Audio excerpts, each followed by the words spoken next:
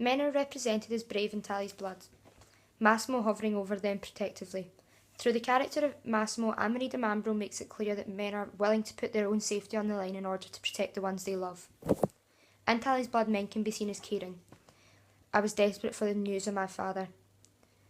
Through the character of Massimo, Anne-Marie de Mambro conveys men as individuals who are not afraid to show their emotions. Men are seen as providers in Tally's blood. Last year I gave you money for a coat. You're forgetting your Uncle Massimo has a shop to run. In Tally's blood, Massimo represents the role of a provider. He runs the shop, and this is highlighted by him giving Rosanella the money to spend on clothes. Men are represented as being romantic in Tally's blood. That's my heart, Rosie, and he's beaten just for you.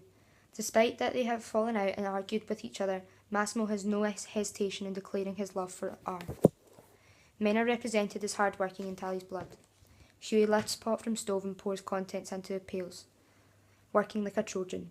Hughie is a young man who works hard in order to help his family, who is now missing the main provider, his father. Men are represented as dissatisfied in Tally's blood. I've worked in that shop for as long as I can remember, and for as long as I can remember I've thought about getting out. Franco communicates his frustration men who feel tied to help the frustration of men who feel tied to helping support their families to the detriment of their own ambitions. Men are represented as confident in Tally's blood. All I have to do is say ciao Bella and they're all over me.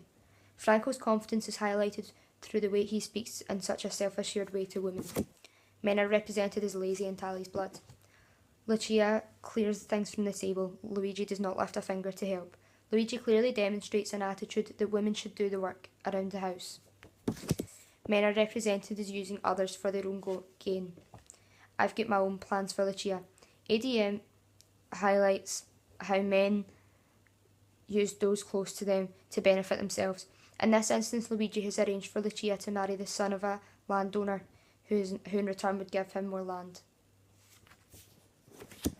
Men are seen as violent and men should weep. John hits her across the face. That's him bashing her. There are many instances in Men Should Weep where it is clear that men react violently towards women. Men are represented as inept in Men Should Weep. I worked when there was work to get. John is seen as inept because he cannot always provide for his family, a role where the responsibility more often than not fell on men at this time. Men are represented as weak and Men Should Weep. I'm no fit for anything when you're out of my sight. Alec is seen as a character who is unable to stand up for himself.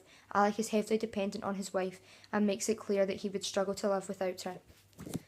Men are represented as sneaky and Men Should Weep. Alec craftily sneaks some of Maggie's cash and slinks out. Here ELS shows men's ability to be sneaky and selfish. Alec is more than aware of how hard his mother works. She has young children to bring up and pay for, particularly with John out of work. Men are represented as proud and stubborn and Men Should Weep. You can take that back to your fancy, man. We're no wanting any of your whore's winnings in here. Despite the financially difficult position that the Morrisons find themselves in, ELS highlights the stubborn nature of men through John, as he will not accept Jenny's money as he thinks it should be him who provides for his family. Men are represented as uneducated and Men Should Weep. John comes in carrying books under his arm. ELS clearly portrays working class men like John Morrison as being uneducated yet willing to learn. John has to spend time in the library and borrow books in an attempt to educate himself. Men are represented as irresponsible and Men Should Weep. Come on and we'll go to the Dugs tonight. Isa, maybe we'll hear a bit of luck.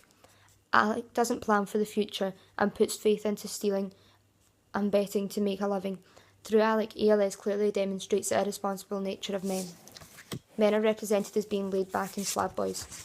If we'd tried to get away with shoddy work like that, we'd have been horsewhipped. Characters like Phil and Spanky are much more interested in having a good time at work than working as hard as they can.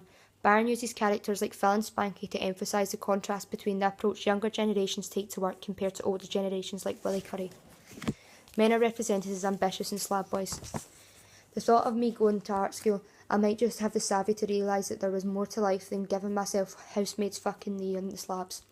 Despite being brought up with little support from home, Phil has ambitions of attending art school. He sees this as a way of changing his life. Men are represented as privileged and slab boys. Jesus Christ, that belongs to my dad. Byron shows through Alan and his family that clearly provide for him that this supportive middle-class upbringing allows men in his position to feel a sense of security about their life and the direction it's heading in. Men are represented as unprivileged and slab boys. What do you know about living in a rabbit hutch with concrete floors and your old man's never in? Byron contrasts the security and privileges that Alan has to Phil's position. His mother suffers from mental health problems and his father is largely absent in his life. Life is a struggle for men like Phil.